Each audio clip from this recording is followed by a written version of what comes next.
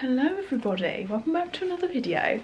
Today is the very exciting day where we get a new gate. My dad has been over, we've kind of gone over the plan, but he's needed to pop home to grab an extra tool and these like bolt things to actually secure the posts to the wall. But very exciting. We picked these up earlier in the week, so we've got a gate hatch, we've got a bolt, and we've got 3 big hinges. And the good thing about these hinges is that you can lift the gate on and off of the hinge. So if you ever need to redecorate or it needs to come off, or like now when we're making the gate, we can make it and fit it on. So we've got 3 of those bad boys because our gate is going to be rather large. Kyle's currently trying to get this. Oh, you got one off? Yeah, so there.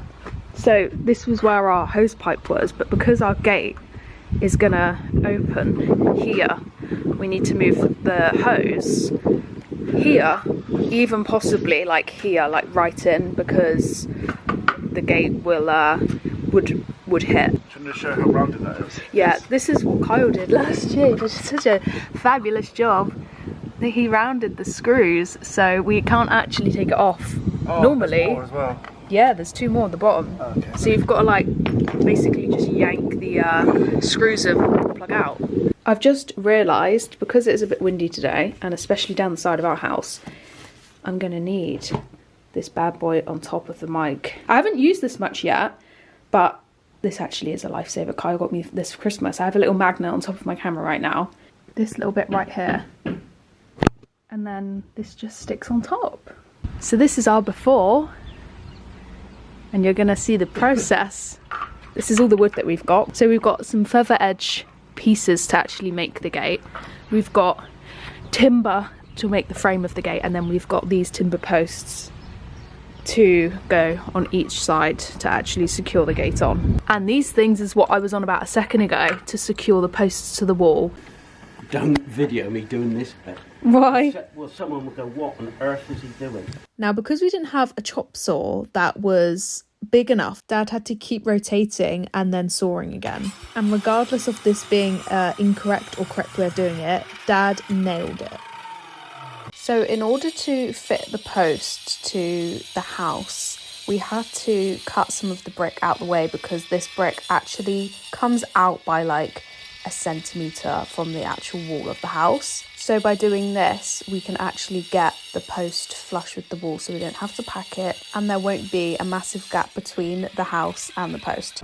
So as you can see, the post now fits in perfectly flush against the house. We then just cut the other post to the same size. We then started measuring and cutting the pieces of timber for the actual frame of the gate. We cut one. I say we. My dad cut one and then used that one as a guide for the other 2.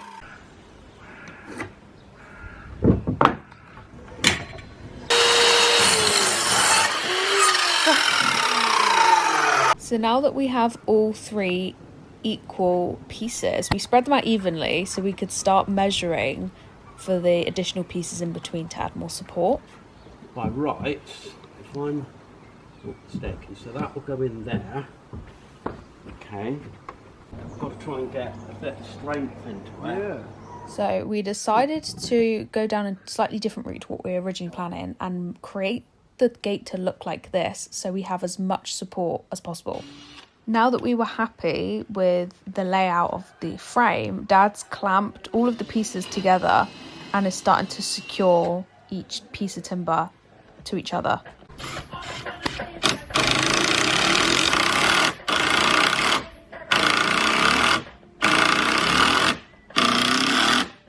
A good thing to mention here, if you're watching this for guidance to make a gate, Dad used a smaller drill piece and then went in with the bigger one to prevent any splits in the wood.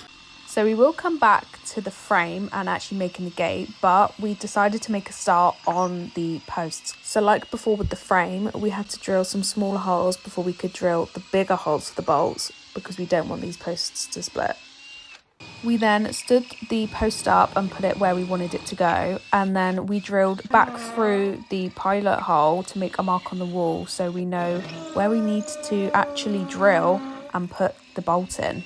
And then from our markings, Dad went ahead and started actually drilling the wall. Now we had to start with a smaller drill piece. I am not 100% why.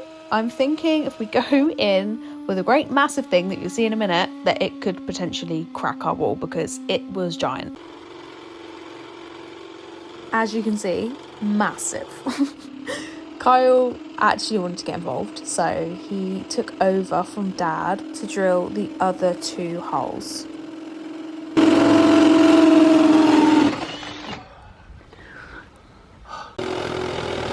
You can see the pressure and how hard it was from Kyle's hand.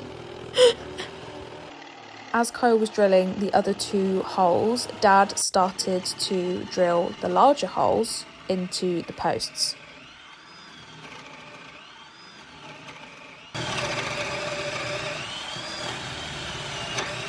We are a tad back and forth here, but we've gone back to the frame, we flipped it over and we've popped it on some benches. So Dad has started screwing all the pieces together, both sides, so it's even and secure. Believe it or not, that took us hours to do. We had to do a few trips out to get some supplies, which I think took up some of the time. But we brought the frame out onto our drive, so we had a big flat surface, and we started attaching the feather edge pieces to the frame. So we had a bit of a system going on here. As you can see, Dad is drilling the holes and Kyle's going in afterwards, nailing it all to the frame. And just like that, we had a gate. Finally, it was all in one piece. Now it was the difficult part. This is the part that I find really difficult, is actually fitting the gate onto the hinges where it's even and is actually secure. If you go around the other side a minute. So after some measuring and getting it right, we then lifted it off the ground, and this was the gap that we've gone for. We wanted it as low to the ground as possible because we have friends and family that have dogs, and we did not want dogs being able to get their heads underneath the gate. And after some time, Kyle being stuck like this on the other side of the gate, Dad fitted the hinges, so the gate was finally on.